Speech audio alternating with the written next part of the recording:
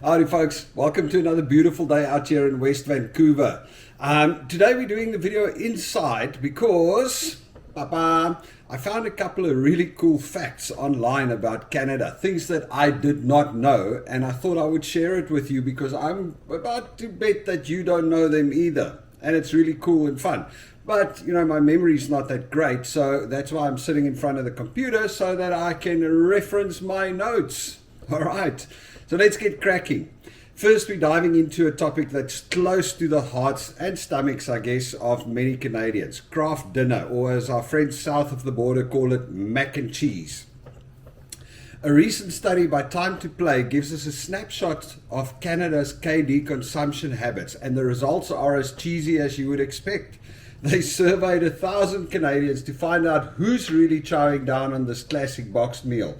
And the golden crown goes to, or shall we say the golden cheese sauce goes to, the number one consumer of craft dinner in Canada is Prince Edward Island.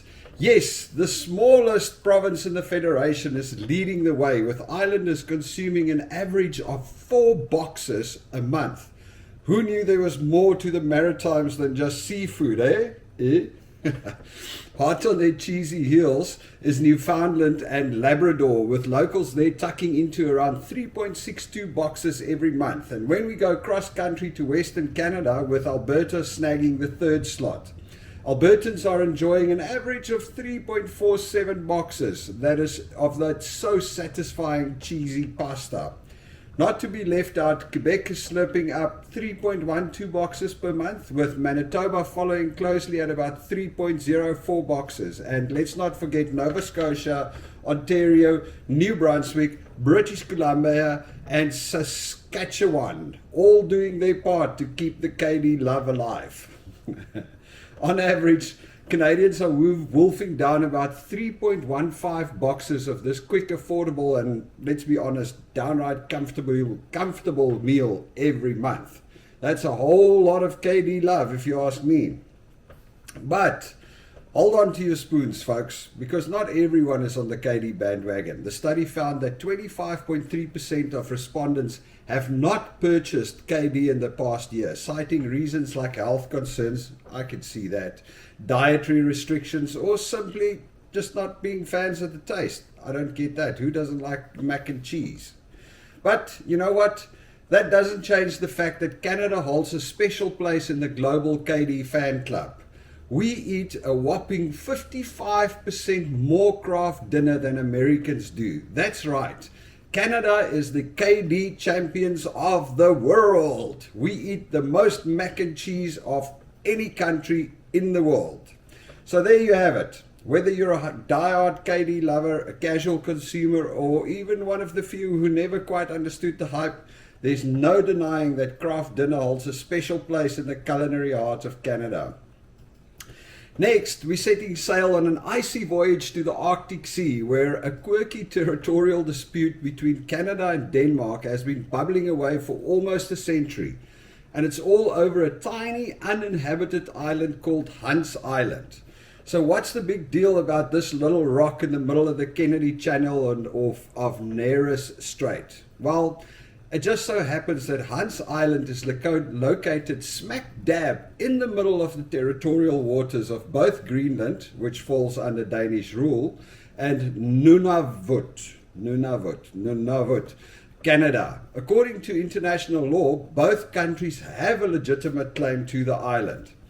Back in 1993, the League of Nations tried to settle the dispute, ruling in favor of Denmark. But then the League was replaced by the United Nations a decade later. The ruling was declared invalid, and the island's legal owner was once again up for debate. For several years, both countries turned a blind eye to the issue, even excluding Hans Island from negotiations when maritime borders in the Arctic were being demarcated in the early 70s. But in 1984, the dispute took a turn for the hilarious. The Danish Minister for Greenland decided to make a statement by landing on the island in a helicopter and leaving behind a bottle of traditional Danish schnapps and a sign declaring, "Welcome to the Danish island." Not to be outdone, Canada responded with an equal humour and chutzpah, leaving a bottle of Canadian whiskey on the island. So the Canadian dudes went there and left a bottle of Canadian whiskey on the island. As Peter Taxo Jensen, a veteran of the Danish Ministry of Foreign Affairs, explains, when Danish military go there, they leave a bottle of schnapps. And when Canadian military forces come there, they leave a bottle of Canadian Club and a sign saying, welcome to Canada. So this has been going on for years. And that's what they call how the Battle of the Bottles began. Over the years, Danish and Canadian soldiers have continued this boozy tradition, each time replacing the flagpole with the flag and leaving behind their respective national liquors. In 2005, Canadian soldiers even added the traditional Inuit stone marker or Inushuk with a plaque. Despite the ongoing negotiations and occasional tensions, there's still no definitive conclusion on who owns Hans Island. But don't worry, it's not all frosty glares and territorial tussles. In 2018, Canadian and Danish authorities announced a joint task force to peacefully resolve the boundary issues. So there you have it, folks. A lesson in how to handle international disputes the fun way, with a little humor, a bit of national pride, and a whole lot of schnapps and whiskey. It's not your typical diplomatic approach, but certainly one we can toast. Here's to hoping Canada and Denmark can find a friendly resolution to their spirited debate over Hans Island. Until then, keep on pouring, soldiers. Bottoms up, Canada and Denmark. And then, lastly, we're taking a trip to Alberta, Canada. But don't worry, you don't have to take a rat trap, because this province is proudly 100% rat-free. I bet you did not know that. That's right, you won't find a single rat in this part of the world. In fact, Alberta is the largest inhabited area on the planet without any rats. So how did they manage to pull it off? Buckle up, because this tale is as wild as the Canadian wilderness itself. First, a little history lesson. The pesky critters had to venture all the way from eastern Canada to Alberta, because the rats are actually endemic to Europe, and they came over on ships. And they landed in eastern Canada. They had to track all the way to the west. It wasn't until the 1950s that they finally reached Alberta's borders. And the thing about rats is that rats cannot live in the wild. They have to live with humans, the European rats. They don't survive in the wilderness. So the Albertans were ready and waiting. As soon as the first rat set foot in the province, the government launched an aggressive rat control program that wiped out every last rodent invader.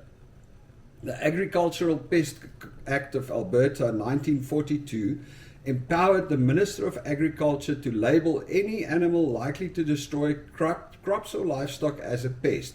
And once an animal was classified as a pest, it was every person and every municipality's responsibility to destroy it.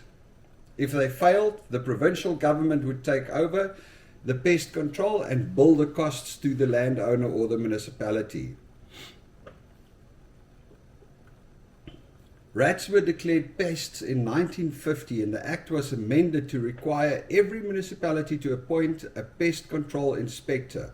Over the next few years, Alberta went on an all-out war against the rats. They held conferences, distributed posters and pamphlets, and even used more than 140,000 pounds of arsenic trioxide powder to treat buildings on the eastern border. So basically what they did is, all along the eastern border, a strip of about 300 kilometers long and about 30 kilometers wide, they just poisoned the whole thing, all the buildings underneath, so that the rats can't get close. So despite the initial increase in rat infestations in the border area, the numbers dropped dramatically after 1959. All premises within the control zone are now inspected at least annually. Infestations are eliminated using bait, gas, or traps, or occasionally buildings are moved or torn down. Wow, they're serious about not liking rats. In the early days, they even resorted to shotguns, incendiaries, and high explosive. It was the Wild West of pest control. Today, hundreds of suspected infestations are reported each year, but most sightings turns out to be other creatures like muskrats, pocket gophers, ground squirrels, bushy-tailed wood rats, or mice.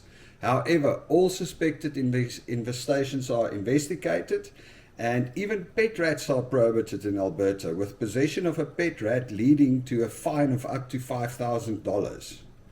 Apparently in 2004, someone released 38 rats in Calgary, but Albertans are nothing if not resilient. By the time the rat control officers arrived, the local residents had already formed a posse and eliminated the rats with brooms, 2x4s, and shovels. That's some serious neighborhood rat watch. So there you have it, the fascinating story of how Alberta became a rat-free paradise. It's a testament to what a determined group of people can achieve when they rally against the common enemy, even if that enemy is a tiny whiskered pest. So next time you're in Alberta, take a moment to appreciate the absence of rats. Just remember not to bring any with you, or you might find yourself on the wrong end of a broom. Anyway, folks, so those are 3 very interesting facts that I did not know, and I guess you did not know, and there will be more of these. Let me know what you think. Oh, and please subscribe, man.